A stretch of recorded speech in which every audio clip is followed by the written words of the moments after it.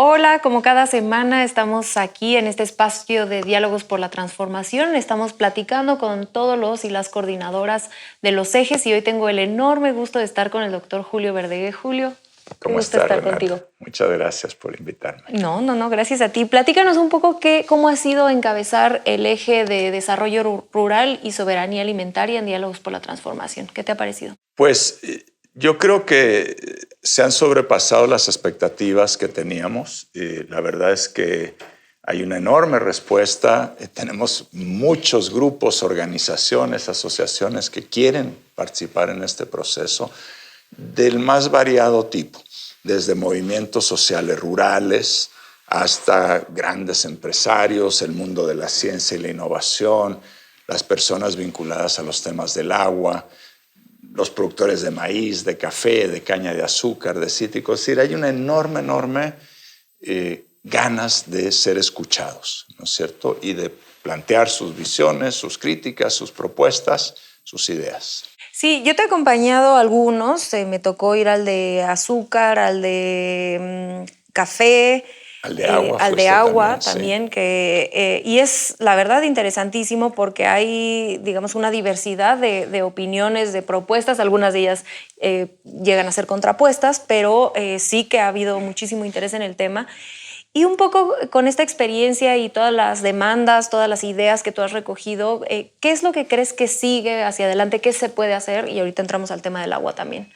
Mira, yo creo que hay como dos grandes grupos de temas, ¿no es cierto? Uno, pues las respuestas, digamos, de más corto plazo a las problemáticas del café, del azúcar, del maíz, de la pesca, muy importante que no se nos olvide, etcétera, ¿no es cierto? Pero también han salido con mucha fuerza en estos diálogos temas más de fondo, ¿no es cierto? La crisis del agua, que vamos a hablar, el tema del financiamiento al campo, donde estamos con muchas dificultades y donde tenemos que hacer grandes cambios, el tema de los mercados y los precios, grandes incertidumbres, ahí también tenemos que entrarle. Este tipo de temas, ¿no es cierto? ¿Qué pasa con la ciencia y la innovación en México? Que eso nos ha venido cayendo desde hace mucho tiempo. Y en específico en el tema del agua, que no solamente en nuestro país, sino es una crisis a nivel mundial, ¿qué sucede en esa intersección entre campo, agua y cuáles son algunas de las ideas? No se puede hablar de propuestas, por supuesto, pero sí ideas de hacia dónde podemos avanzar. Lo primero es que yo creo que hay una gran unanimidad de todos los actores con los que hemos hablado de reconocer que este es un tema de primer orden, grandísima, altísima prioridad. Y hay una sensación de que hay que actuar ya porque, puedo decirlo, nos estamos ahogando en sequía, ¿no es cierto? Entonces, hay un problema de decir, bueno, ¿qué hacemos ahora? ¿No es cierto? ¿Qué podemos hacer relativamente en el corto plazo? Y ahí hay muchas ideas, ¿no es cierto?, cómo actuar para mitigar una situación. Pero tenemos que también entrar a pensar en cuáles son las soluciones y las alternativas para las cosas más estructurales. Tecnificación del riego. Tenemos un enorme potencial. Solo 1.5 millones de hectáreas en el país que tienen un riego tecnificado. Estamos desperdiciando el 65% del agua que se usa en la agricultura y la agricultura usa el 76% de todo el agua que se usa en México. Entonces, usamos muchísima y la usamos mal. Eso es, yo diría, un tema central a resolver. ¿Y por qué se usa mal? ¿Porque falta tecnología, infraestructura? Porque falta infraestructura, porque millones de campesinos siempre y pequeños productores han estado pues ausentes o excluidos o no han podido participar, ¿no es cierto?, de los proyectos de poner más tierras en riego, de tecnificar el riego. También se nos ha ido cambiando el temporal. Habían zonas que eran de buen temporal. Los pequeños productores, los campesinos sabían cuándo podían sembrar, que iba a llover, poco más. Pero ahora eso se acabó. Entonces, muchas zonas que antes estaban relativamente bien, hoy día ya están mal. Entonces, son problemas de muy largo plazo y que va a tomar tiempo responder, pero sí necesitamos un gran esfuerzo nacional para entrarle ya. Ya no se puede demorar. Ya no se puede demorar.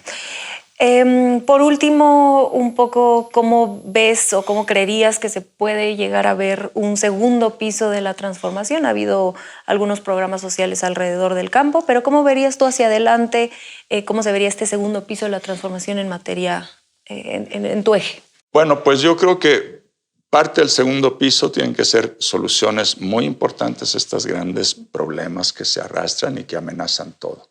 Pero además tenemos un problema fundamental que yo creo que es altísima prioridad también, tal vez la más importante, es la extrema pobreza en el campo. Claro. 50 y tantos % de todas las personas extremadamente pobres en este país viven en el campo. Eso no puede ser, eso hay que acabarlo.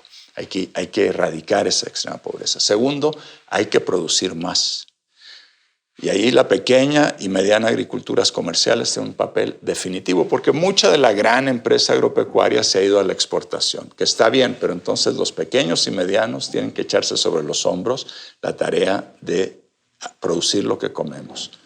Pero, claro, necesitan financiamiento, necesitan agua, necesitan asistencia técnica, necesitan certidumbre en los mercados y comercialización. Entonces, en la medida en que haya una posibilidad de proveer estos servicios, parte por el Estado, parte por el mercado, yo estoy seguro de la capacidad productiva de los campesinos, los pequeños productores y medianos productores mexicanos y mexicanas, porque hay mujeres también. Justo, e hiciste un foro de mujeres y campo también. Correcto. Bueno, hay una desigualdad estructural que afecta a todas las mujeres en México y en el mundo, pero en el campo, ahí sí las cosas están francamente, no sé, en el siglo XVIII o en el XV, no sé. Solo el 27% de las personas que detentan derechos agrarios en los ejidos son mujeres. Bueno, entonces hay un hoyo enorme. No tienen acceso al financiamiento, no tienen acceso a la asistencia técnica. Olvídate que tengan acceso a los mercados, al crédito. Entonces, las mujeres rurales, ¿no es cierto?, son una parte fundamental de la economía rural, agricultura, pero también pequeño comercio, mucho, ¿no es cierto? Claro. Y para qué hablar de todo el tema de la economía del cuidado, claro, ¿no es cierto? Es difícil en las ciudades, imagínate en el campo, ¿no es cierto? ¿Cuánto tiempo gastan millones de mujeres rurales en ir a buscar el agua, en algunos lugares ir a buscar leña para poder tener energía en sus casas, aparte del cuidado de los niños, aparte de las tareas productivas y económicas que realizan? En fin, es una tarea titánica, pero que si queremos hablar de un campo moderno, bueno, eso también es parte de la modernidad. Tiene que haber una prosperidad incluyente.